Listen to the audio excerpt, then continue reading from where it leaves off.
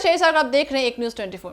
आज की प्रमुख खबर है, देश के प्रधानमंत्री नरेंद्र मोदी ने इस दिवाली पर भारतीय नौसेना के जवानों के साथ मिलकर एक विशेष कार्यक्रम में भाग लिया, जहां उन्होंने सैनिकों के समक्ष एक महत्वपूर्ण संदेश दिया।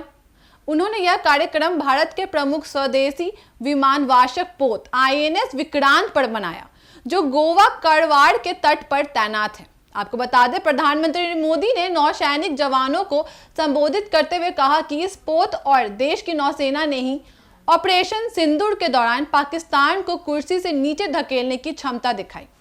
उन्होंने कहा, INS विक्रांत सिर्फ एक युद्ध पोत नहीं, बल्कि 21वीं सदी के भारत की मेहनत, प्रतिभा, प्रभाव और संकल्प का प्रतीक भी है।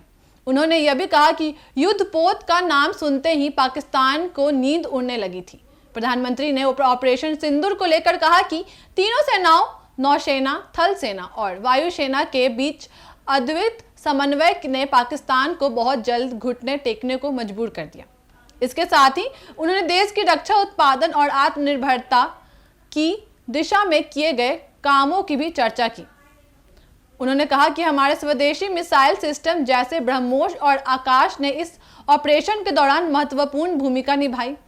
उन्होंने नौसेना के जवानों से कहा, मैं इस दिवाली को आपके बीच मनाकर खुद को भाग्यशाली मानता हूं। इस विशाल समुद्र के सामने मैं खड़ा हूं और मेरे सामने बहादुर भारतीय नौसेना के जवानों का साहस है।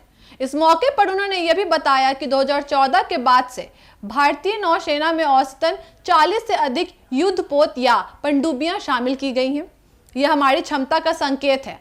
समापन में यह कार्यक्रम सिर्फ दिवाली उत्सव नहीं था, बल्कि यह देश की रक्षा क्षमता, सैन्य समन्वय और रणनीतिक दृढ़ता का प्रतीक था।